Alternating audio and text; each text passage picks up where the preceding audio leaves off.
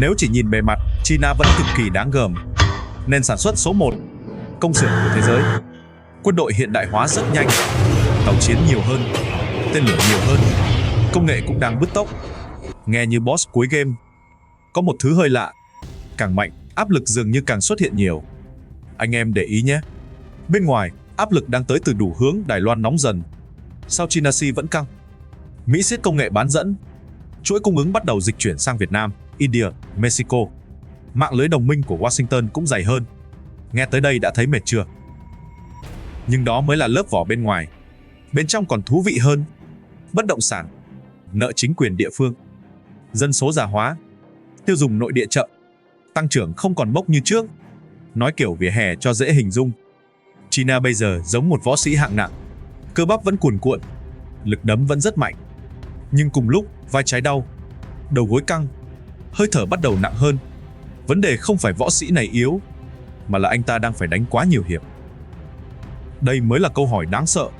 Liệu tất cả những vấn đề này chỉ là các sự kiện riêng lẻ, hay chúng đang cộng hưởng với nhau? Đây là chỗ khiến nhiều chuyên gia bắt đầu nhíu mày. Vì lịch sử có một quy luật khá tàn nhẫn. Một đế chế hiếm khi gục vì một cú đấm. Nó thường bị bào mòn, từng chút một, cho đến lúc quay đầu nhìn lại mới phát hiện mình đã mất quyền chủ động từ lâu. Và nếu điều đó đang diễn ra với China, thì câu chuyện này có thể còn lớn hơn rất nhiều so với những gì xuất hiện trên mặt báo. Và đây mới là chỗ anh em cần để ý. Điều làm giới chiến lược thấy có mùi không phải một sự kiện riêng lẻ, mà là hàng loạt sự kiện đang xuất hiện gần như cùng lúc. Nghe thì đơn giản, nhưng trong địa chính trị, cùng lúc là cụm từ cực kỳ đáng sợ. Bởi vì một vấn đề thì xử lý được, hai vấn đề cũng còn xoay sở được. Nhưng khi 5-6 áp lực cùng ập tới, mọi bài toán bắt đầu đổi. Thử nối chuỗi lại nhé. Đầu tiên, United States siết công nghệ chip. Không chỉ cấm bán chip xịn, mà còn siết luôn máy móc sản xuất chip. Nghe tưởng chỉ là thương mại. Nhưng không, đây giống một cú khóa cổ công nghệ. Bởi trong thời đại AI, bán dẫn không còn chỉ là chip. Nó là nền móng quyền lực. Ai kiểm soát được năng lực tính toán, người đó kiểm soát tốc độ phát triển. Nghe hơi ghê chưa? Nhưng chưa hết. Khi Mỹ siết công nghệ, nhiều công ty bắt đầu nghĩ, nếu căng thẳng leo thang thì sao? Thế là gì?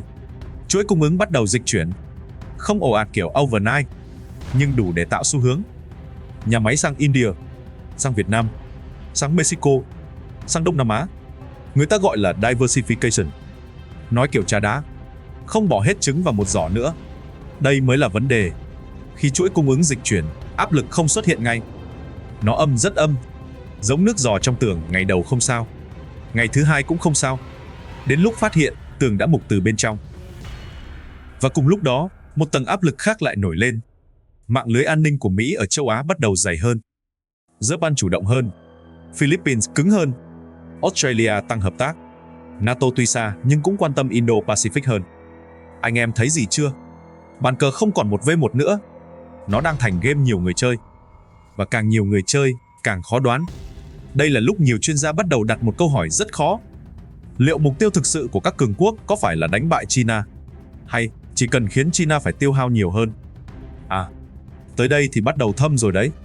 Vì có một nguyên tắc rất lạnh trong cạnh tranh quyền lực. Không nhất thiết phải đấm ngã đối thủ. Chỉ cần khiến đối thủ tốn nhiều tiền hơn, tốn nhiều nguồn lực hơn, mất nhiều thời gian hơn là đủ. Nghe hơi phũ, nhưng lịch sử vận hành vậy. Cuộc chơi lớn đôi khi không phải ai mạnh hơn, mà là ai bắt đối thủ phải trả giá cao hơn. Ví dụ nhé, nếu China phải chi nhiều hơn cho quân sự, chi nhiều hơn cho công nghệ nội địa, chi nhiều hơn để cứu bất động sản, chi nhiều hơn để giữ tăng trưởng, thì chuyện gì xảy ra? Nguồn lực bị kéo căng, rất căng. Giống một người một lúc phải trả nợ ngân hàng, nuôi gia đình, mở rộng kinh doanh và đối phó đối thủ cạnh tranh. Ngày đầu ổn, tháng đầu cũng ổn, nhưng kéo dài 5-10 năm, khó đấy. Và đây mới là điều khiến nhiều nhà quan sát lạnh gáy. Trong lịch sử, các đế chế hiếm khi chết vì một đại khủng hoảng. Họ gặp rắc rối khi nhiều khủng hoảng nhỏ bắt đầu xuất hiện cùng lúc. Mỗi cái một ít, không cái nào đủ giết ngay. Nhưng tất cả cộng lại thành áp lực nghẹt thở. Nói cách khác, điều nguy hiểm nhất với China lúc này có thể không phải United States, cũng không hẳn là Taiwan, mà là sự cộng hưởng của quá nhiều biến số. Và khi biến số tăng, một thứ bắt đầu biến mất. Thứ mà mọi cường quốc đều sợ mất nhất: quyền chủ động. Quyền chủ động, nghe có vẻ trừu tượng, nhưng anh em tin tôi đi, đây là thứ mọi cường quốc sợ mất nhất. Khi còn chủ động, một quốc gia có quyền chọn. Chọn đánh ở đâu, chọn đầu tư vào đâu, chọn ưu tiên cái gì trước. Nói thẳng ra, mình cầm nhịp, mình chơi bài, mình ra luật. Người khác phải phản ứng theo mình. Đó là trạng thái đẹp nhất. Nhưng khi mất quyền chủ động, câu chuyện đổi hoàn toàn. Lúc đó quốc gia không còn hành động, mà bắt đầu phản ứng. Nghe khác ít thôi, nhưng khác một trời một vực. Phản ứng nghĩa là gì? Đối thủ ra đòn mình đỡ, thị trường rung mình vá, chuỗi cung ứng dịch chuyển, mình chữa cháy, điểm nóng nóng lên, mình dập lửa. Ngày qua ngày, toàn xử lý khủng hoảng, không còn thời gian nghĩ dài hạn nữa. Đây chính là điều đáng sợ. Không phải vì China yếu đi ngay, không, mà vì nếu phải liên tục phản ứng, mọi kế hoạch 10 đến 20 năm bắt đầu méo. Và có một điều rất thú vị trong tâm lý quyền lực. Càng lên cao, người ta càng sợ mất kiểm soát. Anh em cứ tưởng tượng nhé. Một doanh nghiệp nhỏ, mất một khách hàng, không sao. Nhưng một tập đoàn khổng lồ, chỉ một chuỗi trục trặc logistics thôi, có thể thiệt hại hàng tỷ đô. Cường quốc cũng vậy. Càng lớn, quán tính càng nặng, quay đầu càng khó. Đây là lý do nhiều nhà chiến lược không chỉ nhìn vào GDP hay số tàu chiến. Họ nhìn vào thứ khác, khả năng duy trì tập trung chiến lược. Nghe hàn lâm quá, nói kiểu vỉa hè nhé. Một người mạnh chưa chắc thắng, người giữ được cái đầu lạnh lâu hơn mới đáng gờm. Và đây là chỗ câu chuyện bắt đầu hack não. Có một giả thuyết đáng chú ý. China lúc này có thể đang bị kéo vào trạng thái mà mọi đế chế đều ghét. Không phải bị tấn công trực diện, mà bị buộc phải liên tục chia sự chú ý. Chỗ này nóng, nhảy qua. Chỗ kia nóng, nhảy tiếp. Công nghệ có vấn đề, xử lý. Bất động sản căng, xử lý. Tiêu dùng yếu, xử lý. Taiwan nóng lên, lại xử lý. Anh em thấy pattern chưa? Mỗi vấn đề riêng lẻ không đủ kết luận điều gì, nhưng cộng lại, nó tạo ra một thứ rất mệt. Ma sát chiến lược. Đây là cụm từ ít người ngoài ngành để ý, nhưng cực kỳ quan trọng. Ma sát chiến lược là gì? Là mọi việc đều khó hơn bình thường một chút. Chỉ một chút thôi. Nhưng mọi thứ đều khó hơn. Di chuyển nguồn lực khó hơn. Ra quyết định chậm hơn. Rủi ro cao hơn. Chi phí đắt hơn. Thời gian kéo dài hơn. Nghe vô hại đúng không? Sai, rất sai. Vì trong cạnh tranh dài hạn, thứ giết bạn thường không phải cú đấm mạnh nhất, mà là sự bào mòn giống nước nhỏ đá mòn. Chậm, nhưng tàn nhẫn. Và đây là thứ khiến nhiều chuyên gia bắt đầu nhắc tới những bài học lịch sử. Spanish Empire Decline từng cực mạnh, vàng bạc từ thuộc địa đổ về như thác. Nhưng rồi, quá nhiều chiến trường, quá nhiều cam kết, quá nhiều tiền phải đốt. Kết quả sức mạnh bị bào mòn. British Empire Decline cũng thế. Đế chế mặt trời không bao giờ lặn. Nghe oách, nhưng duy trì một đế chế quá rộng, cực tốn. Cuối cùng gánh nặng còn lớn hơn lợi ích. Còn dissolution of the Soviet Union. Bài học còn rõ hơn. Liên Xô không sụp trong một ngày. Họ bị kéo vào cuộc cạnh tranh mà chi phí ngày càng vượt khả năng duy trì. Và đây mới là câu hỏi lớn. Liệu China có đang bước vào một đường đua tương tự? Khoan, đừng hiểu sai. Điều này không có nghĩa China sẽ suy yếu như Liên Xô. Không ai biết chắc. Nhưng có những dấu hiệu khiến giới quan sát bắt đầu đặt câu hỏi. Một câu hỏi rất lạnh. Nếu một cường quốc không thể quyết định nhịp độ phát triển của chính mình, thì ai đang quyết định thay họ? Và đây có thể là tầng sâu nhất của cuộc chơi. Anh em để ý nhé. Rất nhiều người khi nhìn cạnh tranh giữa United States và China thường nghĩ đơn giản thế này. Hai ông lớn đang cố đánh bại nhau. Nghe hợp lý. Nhưng có thể cuộc chơi thật sự còn tinh vi hơn nhiều. Một góc nhìn đáng chú ý là các cường quốc hiện đại chưa chắc muốn hạ gục đối thủ ngay. Nghe lạ không? Nhưng nghĩ kỹ đi. Đánh gục hoàn toàn một cường quốc tầm China. Cực khó, rất đắt, rất nguy hiểm, rủi ro cao, thậm chí có thể kéo cả thế giới vào hỗn loạn. Vậy nếu không phải đánh gục, mục tiêu là gì? Có thể là một thứ lạnh hơn, khôn hơn và thâm hơn. Làm tăng chi phí của đối thủ. Chỉ vậy thôi. Nghe nhẹ nhàng nhỉ? Nhưng đây mới là đòn khóa cổ thật sự. Ví dụ cực đơn giản nhé. Nếu đối thủ muốn đạt mục tiêu A với chi phí 10 đồng, bạn không cần cản hắn hoàn toàn. Bạn chỉ cần khiến hắn phải tốn 30 đồng, hoặc 50 đồng, hoặc mất gấp 3 lần thời gian. Bàn cờ lập tức đổi. Đó là bản chất của cạnh tranh tiêu hao. Không phải ai đấm mạnh hơn, mà là ai khiến đối thủ đốt nhiều tài nguyên hơn. Nghe giống game chiến thuật chưa? Và nếu nhìn theo góc này, rất nhiều sự kiện toàn cầu bắt đầu có logic. United States siết chip. China phải tăng đầu tư bán dẫn nội địa, tốn tiền, căng nhân lực, tăng thời gian, chuỗi cung ứng dịch chuyển. China phải giữ lợi thế sản xuất, tốn ưu đãi, tốn vốn, tốn chính sách. mạng lưới an ninh khu vực dày hơn. China phải tăng hiện diện quân sự, tàu nhiều hơn, radar nhiều hơn, tên lửa nhiều hơn lại tốn. Anh em bắt đầu thấy pattern chưa? Không cần chiến tranh nóng, vẫn có thể khiến đối thủ phải chi nhiều hơn mỗi năm. Và điều đáng sợ là chi phí này không chỉ là tiền. Đây mới là góc khuất. Chi phí thật sự gồm 4 thứ: tiền, thời gian, sự tập trung và năng lực quản trị. Tiền mất còn kiếm lại được, nhưng 3 thứ sau mới đau. Rất đau. Ví dụ nhé, một chính phủ có 100 đơn vị năng lượng chiến lược. Nếu chỉ xử lý tăng trưởng kinh tế, có thể dùng 70 cho phát triển dài hạn. Nhưng nếu cùng lúc phải xử lý bất động sản, nợ địa phương, an ninh biển, công nghệ chip, nhân khẩu học, thì sao? 100 đơn vị đó bị xé nhỏ rất nhỏ. Và đây là lúc hiệu ứng tiêu hao xuất hiện. Không cái nào đủ lớn để tạo headline kiểu sụp đổ. Nhưng mọi thứ đều hút tài nguyên, giống 10 cái app chạy nền trong điện thoại. Không app nào crash máy ngay, nhưng pin tụt cực nhanh. Nhiều chuyên gia cho rằng đây có thể là mô hình cạnh tranh mới giữa các siêu cường. Không còn kiểu tôi bắn anh bắn tôi. Không, thời đại mới tinh vi hơn. Tôi khiến anh phải chạy nhanh hơn, chi nhiều hơn, căng hơn và mệt hơn. Nếu anh không chịu nổi nhịp độ, anh tự chậm lại. Nghe quen không? Lịch sử đầy ví dụ. Cold War về bản chất cũng có yếu tố này. Cuộc chiến không chỉ nằm ở vũ khí hạt nhân, mà là ai duy trì được cuộc đua lâu hơn, ai chịu đựng tốt hơn, ai giữ hệ thống ổn định hơn. Và đây mới là câu hỏi hack não. Nếu cuộc cạnh tranh Mỹ-Trung thực chất là cuộc chiến về chi phí dài hạn, thì thứ bị tiêu hao nhiều nhất là gì? Không phải tên lửa, không phải tàu chiến, mà là khả năng giữ nhịp, khả năng không bị cuốn theo nhịp của đối thủ. Và đây chính là thứ mà mọi đế chế đều sợ, bị kéo vào một đường đua do người khác thiết kế. Và đây mới là chỗ nhiều người ngoài cuộc chưa nhìn ra. Sai lầm phổ biến nhất khi nhìn cuộc cạnh tranh giữa United States và China là gì? Nghĩ rằng đây chủ yếu là cuộc đối đầu quân sự. Ai nhiều tàu hơn, ai nhiều tên lửa hơn, ai nhiều căn cứ hơn. Nghe cũng đúng, nhưng đó có thể chỉ là phần nổi của tảng băng. Phần chìm mới đáng sợ. Rất đáng sợ. Vì cuộc chiến thật sự có thể nằm ở những thứ nghe khô khan hơn nhiều: công nghệ, tài chính, chuỗi cung ứng, nhân khẩu học, năng lượng, năng lực đổi mới. Nghe toàn từ không sexy đúng không? Nhưng anh em đừng đùa. Mấy thứ này mới là xương sống của quyền lực thế kỷ 21. Tàu chiến mạnh, tốt. Tên lửa mạnh, tốt. Nhưng nếu chip chậm hơn đối thủ, AI chậm hơn, công nghiệp quốc phòng chậm hơn, hệ thống dữ liệu chậm hơn, mọi thứ chậm theo.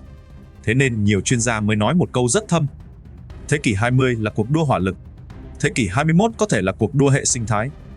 Nghe hơi học thuật, nói kiểu trà đá nhé. Ngày xưa ai có khẩu súng to hơn thì gắt hơn. Giờ, ai build được hệ thống mạnh hơn mới đáng gờm. Một hệ thống gồm vốn, công nghệ, nhân tài, năng lượng, dữ liệu và tốc độ đổi mới. Thiếu một mắt xích, cả dây chuyền rung. Và đây mới là cú twist. Có thể cuộc chiến thật sự giữa Mỹ và China không phải chiến tranh lãnh thổ, mà là chiến tranh thời gian. Nghe lạ không? Nhưng nghĩ kỹ xem, ai là người cần tăng trưởng nhanh hơn? Ai là người cần duy trì nhịp phát triển? Ai là người không được phép chậm? Câu trả lời có thể khiến anh em suy nghĩ. Một cường quốc đang đi lên thường có áp lực thời gian lớn hơn, bởi vì họ cần tiếp tục leo. Phải tăng, phải bắt kịp, phải vượt. Trong khi bên đang dẫn đầu nhiều khi chỉ cần làm một việc: kéo dài cuộc chơi. Nghe đơn giản không? Nhưng cực ác. Bởi khi cuộc chơi kéo dài, thứ bị bào mòn không phải đạn dược, mà là sự tập trung. Anh em nhớ điểm này. Sự tập trung. Đây là tài nguyên hiếm nhất của mọi quốc gia. Không phải tiền, không phải dầu, không phải kim loại hiếm, mà là khả năng cả bộ máy cùng tập trung vào mục tiêu dài hạn. Một khi sự tập trung bị xé nhỏ, mọi thứ chậm lại. Đây là thứ cực khó nhìn thấy trên headline. Báo chí không giật tít: hôm nay một quốc gia mất 7% sự tập trung chiến lược. Không ai viết vậy cả. Nhưng ngoài hậu trường, đó mới là thứ đang bị tiêu hao mỗi ngày. Và khi sự tập trung giảm, năng lực quản trị cũng bắt đầu bị test. Ra quyết định chậm hơn, phối hợp khó hơn, sai số lớn hơn, rủi ro tăng. Giống lái xe tốc độ cao trong sương mù. Xe vẫn chạy, nhưng tầm nhìn giảm, cực nguy hiểm. Đây là lý do một số nhà phân tích cho rằng cuộc cạnh tranh Mỹ-Trung thực chất là cuộc chiến xem ai giữ được sự ổn định nội tại lâu hơn. Không phải ai hét to hơn, không phải ai đe mạnh hơn, mà là ai giữ hệ thống bền hơn. Nghe bình thường. Không đâu. Lịch sử cho thấy rất nhiều đế chế không gục vì cú đấm từ bên ngoài. Họ gục khi bên trong bắt đầu mệt trước. Và tới đây, có lẽ anh em đã thấy bức tranh lớn hơn. Điều China phải đối mặt có thể không phải một đối thủ, mà là một bài toán tiêu hao đa tầng. Nhiều mặt trận, nhiều áp lực, nhiều đồng hồ đếm ngược cùng chạy. Và trong mọi cuộc chơi tiêu hao, thứ quan trọng nhất luôn là một câu hỏi: ai hết hơi trước? Và nếu xu hướng này tiếp tục, châu Á có thể đang bước vào một giai đoạn mà nhiều người chưa thật sự ngấm hết mức độ nghiêm trọng. Một giai đoạn của cạnh tranh kéo dài, chiến tranh công nghệ, tái cấu trúc chuỗi cung ứng. Nghe toàn mấy cụm từ quen tai. Nhưng khoan, lần này có thể khác. Khác ở chỗ, sự thay đổi không diễn ra kiểu bùm một phát như chiến tranh nóng. Không bom rơi, không xe tăng ồ ạt, không tiếng còi báo động. Nhưng bàn cờ vẫn đổi. Âm thầm, rất âm thầm. Đây mới là điều đáng suy nghĩ. Nhiều người vẫn quen tư duy kiểu cũ, rằng nếu thế giới thay đổi lớn, phải có chiến tranh thế giới, phải có đại khủng hoảng, phải có một cú sốc thật to. Chưa chắc. Có một giả thuyết ngày càng được nhắc tới. Thế giới có thể đang chuyển sang trạng thái phân tách hệ thống. Nghe hơi hack não. Nói đơn giản thế này. Tưởng tượng tương lai xuất hiện hai hệ sinh thái song song. Một hệ xoay quanh United States và đồng minh. Một hệ xoay quanh China. Hai hệ này có thể cùng tồn tại, nhưng ngày càng ít phụ thuộc lẫn nhau. Ở những tầng cực kỳ quan trọng như công nghệ, thương mại, tài chính, an ninh, năng lượng, AI, bán dẫn. Anh em hiểu điều này ghê cỡ nào không? Ngày xưa toàn cầu hóa giống một cái chợ khổng lồ. Ai cũng buôn bán với ai. Lợi ích đan vào nhau. Càng kết nối càng khó đánh nhau. Đó từng là logic phổ biến. Nhưng giờ, có vẻ logic đó đang lung lay. Thay vì một siêu hệ thống chung, thế giới có thể tách thành nhiều cụm. Giống hai hệ điều hành khác nhau, chạy song song, không tương thích hoàn toàn, nghe như chuyện ít. Nhưng hậu quả địa chính trị cực lớn. Ví dụ nhé, nếu hai hệ chip khác nhau, hai chuẩn AI khác nhau, hai mạng thanh toán khác nhau, hai chuỗi logistics khác nhau, thì chuyện gì xảy ra? Chi phí toàn cầu tăng, ma sát tăng, độ phức tạp tăng, nhưng đồng thời mức độ phụ thuộc giảm. Và đây mới là thứ làm China phải tính toán cực nhiều, bởi China là nước hưởng lợi cực lớn từ toàn cầu hóa. Rất lớn. Nhờ kết nối với toàn bộ thế giới, China tăng trưởng thần tốc, trở thành công xưởng hành tinh. Nhưng nếu thế giới dần tách hệ, bài toán lập tức đổi. Không còn chỉ là sản xuất giỏi nữa, mà là xây hệ sinh thái đủ mạnh để tự vận hành. Nghe đơn giản, không hề cực khó, bởi xây một hệ sinh thái hoàn chỉnh nghĩa là phải mạnh ở mọi mắt xích: chip, phần mềm, tài chính, dữ liệu, nhân tài, năng lượng, đổi mới. Thiếu một cái, cả hệ rung. Và đây mới là điểm khiến nhiều chiến lược gia nhíu mày. Nếu châu Á bước vào giai đoạn cạnh tranh kéo dài, mọi quốc gia sẽ buộc phải chọn. Chọn phe, có thể không hẳn, nhưng ít nhất phải chọn mức độ phụ thuộc. Japan sẽ chọn gì? India sẽ chơi bài nào? Việt Nam sẽ cân bằng ra sao? South Korea sẽ nghiêng bên nào? Đây là chỗ bàn cờ trở nên cực kỳ nhiều lớp. Không còn đơn giản kiểu ta với địch, bạn với thủ. Không, sẽ là mạng lưới lợi ích chồng chéo. Hợp tác ở điểm này, cạnh tranh ở điểm kia. Bắt tay hôm nay, ngày mai đấu giá công nghệ. Nghe rối chưa? Chính xác, bàn cờ mới sẽ rất rối. Và trong môi trường rối như vậy, một thứ trở nên quý hơn vàng: sự bền bỉ chiến lược. Ai giữ được nhịp dài hơn, người đó có lợi thế. Và đây là lúc câu chuyện quay về điểm gốc. China có thể không đối mặt với nguy cơ từ một cú đánh chí mạng, mà từ một cuộc chơi cực dài, nơi mọi vòng chạy đều tiêu hao thêm một chút, rồi thêm một chút. Cho tới lúc, câu hỏi lớn nhất không còn là ai mạnh hơn, mà là ai chịu đựng lâu hơn. Và tới đây, anh em có thể bắt đầu thấy một quy luật lịch sử hơi phũ. Rất phũ. Nhiều đế chế không sụp vì đối thủ quá mạnh. Họ sụp vì không quản lý nổi sự tiêu hao của chính mình. Nghe đơn giản nhưng cực kỳ sâu. Thử nhìn lại lịch sử nhé. Spanish Empire Decline. Tây Ban Nha từng là boss thật sự. Vàng bạc từ tân thế giới chảy về như suối. Quân đội mạnh, ảnh hưởng khắp nơi. Nghe như vô đối. Nhưng rồi chuyện gì xảy ra? Một vấn đề cổ điển của đế chế. Quá nhiều chiến trường, chiến tranh ở đây, can thiệp ở kia, bảo vệ tuyến thương mại chỗ nọ, dập phản loạn chỗ khác. Tiền nhiều thật, nhưng tiền vào bao nhiêu, tiền ra cũng khủng khiếp bấy nhiêu. Và rồi, chi phí bắt đầu ăn mòn sức mạnh. Không phải một trận thua, mà là tiêu hao kéo dài. Tiếp theo là British Empire Decline. Đế quốc Anh từng bá đến mức có câu mặt trời không bao giờ lặn trên đế quốc Anh. Nghe thôi đã thấy aura boss cuối. Nhưng duy trì một đế chế trải dài toàn cầu nghĩa là gì? Tàu chiến, hậu cần, thuộc địa, an ninh, thương mại. Mọi thứ đều rất tốn ban đầu ổn. Nhưng khi chi phí duy trì tăng nhanh hơn lợi ích, bài toán gãy. Không gãy ngay, nhưng bắt đầu gãy. Rồi tới Dissolution of the Soviet Union. Đây có lẽ là case study lạnh nhất. Liên Xô có yếu không? Không hề. Kho vũ khí hạt nhân khổng lồ. Quân sự top đầu. Ảnh hưởng toàn cầu. Vậy tại sao vẫn sụp? Có nhiều nguyên nhân. Nhưng một trong số đó rất đáng suy ngẫm. Chi phí cạnh tranh càng ngày càng lớn, trong khi khả năng duy trì không tăng kịp. Đây mới là điểm chung của các đế chế. Không ai gục chỉ vì đối thủ mạnh. Họ gục khi chi phí tăng, nguồn lực căng, quản trị mệt và thời gian không còn đứng về phía họ. Anh em thấy gì chưa? Lịch sử đang hét vào mặt chúng ta một câu. Kẻ thù đáng sợ nhất của một đế chế đôi khi là chính mô hình phát triển của nó. Không phải kẻ bên ngoài, mà là sự mệt mỏi tích tụ bên trong. Và đó là lý do câu chuyện quay trở lại với China. Khoan đừng hiểu nhầm. Không ai nói China sẽ đi theo con đường của Tây Ban Nha, Anh hay Liên Xô. Lịch sử không copy-paste, nhưng nó thường gieo ra những pattern khá giống nhau. Và có một pattern cực kỳ đáng chú ý. Khi một cường quốc bước vào giai đoạn nhiều mặt trận, nhiều áp lực, nhiều chi phí, nhiều biến số, thì bài toán không còn là sức mạnh tuyệt đối, mà là sức bền. Nói kiểu giang hồ cho gọn, không phải thằng đấm mạnh nhất luôn thắng. Đôi khi, thằng thở đều nhất mới sống tới cuối trận. Nghe hơi buồn cười, nhưng chuẩn. Và nếu nhìn theo góc đó, câu hỏi lớn với China bây giờ có thể không phải họ mạnh tới đâu, mà là họ duy trì được nhịp đó bao lâu. Bởi trong cuộc chơi 20 đến 30 năm, không ai thắng bằng một cú uppercut. Người thắng thường là kẻ khiến đối thủ mệt trước. Và đây mới là điều khiến nhiều chuyên gia lạnh sống lưng. Có thể cuộc cạnh tranh Mỹ-Trung không phải cuộc chiến tìm người mạnh nhất, mà là cuộc chiến tìm người bền nhất. Và cuối cùng, đây có lẽ là phần quan trọng nhất. Phần mà nếu anh em bỏ lỡ, rất dễ nhìn sai toàn bộ bàn cờ.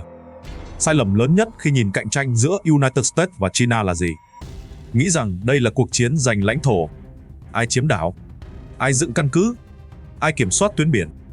Nghe không sai, nhưng có thể vẫn chưa chạm vào lõi. Bởi thứ hai siêu cường đang tranh giành có thể vô hình hơn nhiều. Đó là quyền định hình luật chơi. Nghe đơn giản nhỉ? Nhưng đây mới là quyền lực tối thượng. Không phải quyền mạnh nhất, mà là quyền quyết định luật nào được dùng, tiêu chuẩn nào được chấp nhận, ai phải chạy theo nhịp của ai phải trả giá nhiều hơn. Nói kiểu vỉa hè cho dễ hiểu, đánh nhau chưa chắc đáng sợ nhất. Đáng sợ nhất là bắt đối thủ chơi trên sân mình, theo luật mình, theo nhịp mình. Và đây mới là cú twist cuối. Có thể cuộc chơi Mỹ-Trung trong 20 năm tới không xoay quanh câu hỏi ai giàu hơn, cũng không chỉ là ai mạnh quân sự hơn, mà là ai kiểm soát được nhịp độ phát triển của thế kỷ 21. Anh em nghe kỹ cụm này nhé. Nhịp độ phát triển cực kỳ quan trọng. Bởi nếu anh kiểm soát nhịp, anh buộc người khác phản ứng theo mình. Anh tăng tốc, đối thủ phải tăng tốc. Anh đổi luật, đối thủ phải thích nghi. Anh mở mặt trận mới, đối thủ phải phân tán nguồn lực. Và khi điều đó kéo dài đủ lâu, một chuyện sẽ xảy ra. Một bên bắt đầu mệt, rất mệt. Lịch sử đã nhiều lần chứng minh một quy luật đáng suy ngẫm. Một đế chế không nhất thiết gục ngã khi đối thủ mạnh hơn. Đôi khi, họ bắt đầu suy yếu khi phải chạy quá lâu trên một đường đua do người khác thiết kế. Đây mới là câu đáng ngẫm nhất của toàn bộ câu chuyện. Không phải ai nhanh hơn ngay lúc này, mà là ai đang thiết kế đường chạy. Và nếu nhìn từ góc đó, điều mà China phải đối mặt có thể chính là nỗi sợ lớn nhất của mọi đế chế trong lịch sử. Không phải thất bại quân sự, không phải sụp đổ tức thời, mà là bị kéo vào một cuộc tiêu hao kéo dài. Nơi mỗi năm trôi qua, chi phí nhích lên một chút, áp lực tăng một chút, ma sát lớn thêm một chút, nguồn lực căng thêm một chút, rồi thêm một chút. Nghe vô hại, nhưng lịch sử cho thấy những một chút đó mới đáng sợ nhất. Bởi đế chế hiếm khi chết trong tiếng nổ lớn. Nhiều khi, nó mòn dần trong im lặng, rất chậm, rất lạnh, cho đến ngày mọi người nhìn lại và nói, khoan đã, bàn cờ đổi từ bao giờ vậy? Và có lẽ, đó mới là điều đáng suy ngẫm nhất với châu Á hôm nay. Cuộc cạnh tranh này có thể sẽ không tạo ra thế chiến, không nhất thiết có bom rơi khắp nơi. Bắt nó có thể tái định hình, thương mại, công nghệ, an ninh, tài chính và trật tự quyền lực toàn cầu. Âm thầm, nhưng sâu, rất sâu. Nói gọn bằng ngôn ngữ trà đá nhé anh em. Không phải thằng to nhất luôn thắng, không phải thằng hung nhất luôn ăn. Đôi khi, thằng bắt đối thủ chạy theo nhịp của mình lâu nhất mới là thằng thắng cuối cùng. Và đó có thể chính là bản chất thật của cuộc chơi Mỹ-Trung hôm nay. Một cuộc chiến không chỉ về sức mạnh, mà về sức bền, sự tập trung và khả năng chịu đựng thời gian. Bởi sau tất cả, thời gian mới là trọng tài công bằng nhất và cũng tàn nhẫn nhất.